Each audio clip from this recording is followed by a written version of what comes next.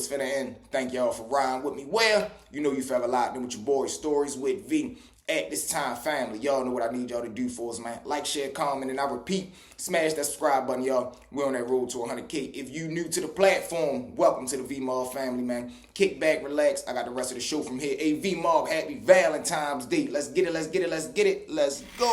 Back at him again, man. Kicking it off from the top. Story number one. Now, this situation right here, man, is a real major incident that happened in my city.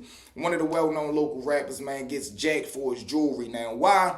Reason happened to be, as they say, is because of disloyalty. Now, let's break down this disloyalty. So, when you ripping and running in the city, man, you can't be kind of friendly Fred because you never know who you dealing with. And the guys that you surrounding yourself with, you have to be aware of the guys that they are at beef with as well. So now, we got the little dude coming up for real. He making a well-known name in the street. He a well-known guy. But it get to the point where as though you got to choose a side. Now, when I say choose a side, meaning if you rocking with this set of dudes, you can't be rocking with their enemies because you done already chose to rock with these guys. So, boom, video come out on social media. Now, when the video services on the internet, it's the little dudes that actually committed the jacking. They showing that they got him for his chain. They got him for a couple of $1,000s and a couple of other things. But the wicked and wild situation about that is that's a wild ball game, man, because now it opened the door for it. You make a man had to be a man. Now, what do I mean by that? You putting the man back up against the wall. You didn't expose to the world what y'all done did to this man. So now you done open the door for one, other people to feel like, well, shit, he went for that with bro and them. We can go ahead and do whatever we want to do for him. Two, you done put his back up against the wall to make him feel like, well, shit, now you got to do something to get your name back active in the street. So that's a wicked and wild story on a situation where one of these things actually happened. That so boom, little dude coming up around the way for real. He got dreams to be a rapper. So now he coming from a well-known block, ripping and running, but he got dudes that's older than him that already got a well-known name in the street. So now he got a well-known OG who he not known for being a head tapper. He more so known for being a good man. And sometimes that's better than being known for being a gangster. You having a good name in the street, you a good nigga, you don't do no backdoor type stuff. That's like your name is as good as gold in the street. So boom, he come up under your whole time. The OG dude, he ends up going fed bound. He gets sent to the feds. So now, when he gets sent to the feds, the block kind of dry because not only do he get grabbed up, all the main players on that block get grabbed up too. So the only thing that's really left out there on the block is the little dudes who wasn't really active because they wasn't even on the feds' radar when the indictment came down. So now it ends up becoming his turn. You know, he got to step up now. He ends up stepping up, but where he get lucky is he get the phone of the big man. The big man who was running the block. Before he got knocked off, he had already switched the phones up, gave it to his little broad, and whoever was left on the block that was the most trustworthy, they was going to be able to get the phone. Whole time, you know, it just ended up being his turn. He go holler at the broad for real. He grab the phone. Now, what he got to do with the phone is he got to call the connect, let the connect know what's going on. Look, man, I'm going to be taking shit over for big bro. Blase, blah, this, that, and the third.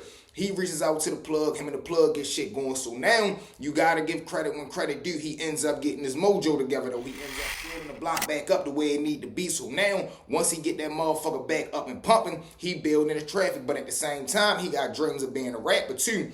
So now he get into a couple of little rap beef, but it's more so words. It never really lead to no gangster play in the street for real. So now he making his name with that. And he getting money. So he slowly but surely getting himself together as far as clothes, name, cars, things of that nature. Because before he got that phone, he wasn't doing too good. He ain't had no car. He ain't have his own spot. He wasn't really being able to produce. He was just being the average everyday hustler for real. So now, bum, he got his little 1-2 for real. He making his name. He got his mojo back going. But now it's time to protect your investments because now dudes that already, you got the wolves out here, and for every dollar that you make, it's a little dude that want to take that motherfucker from you. So now, once the wolves find out that he got the block back up and jumping, they start smacking that motherfucker. I'm talking about it was 1 month, the little dude got robbed 3 times. So now, you starting to cut into the connect money because he like, man, the re-up getting shorter and shorter, and I'm fronting you these packages for real, so, you know, we can't be going for that.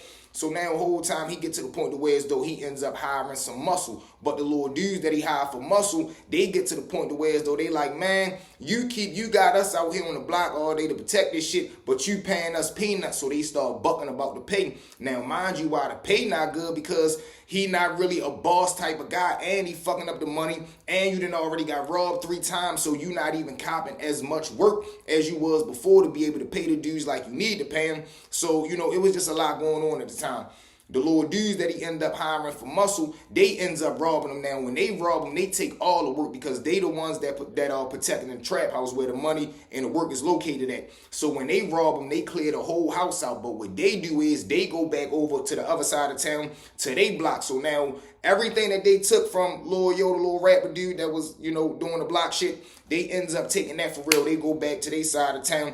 They build their block up. Now, he get to the point to where I guess he tired of being labeled soft. I guess he want to prove a point and act like he ain't going for whatever he ain't going for. He ends up trying to go around there and call himself spinning the block. When he ends up spinning it, he frees up on a mission. The little dudes that's out there, they not doing no plan. Little dudes end up spanking at him. Now, the only thing that saved him is he ended up getting hit 3 times, falling on the ground. Little dude was ready to take off and stand over top of him. Whole time the sirens end up going off. Little dudes break off. But 2020 catch was the sirens wasn't police sirens, they was ambulance sirens.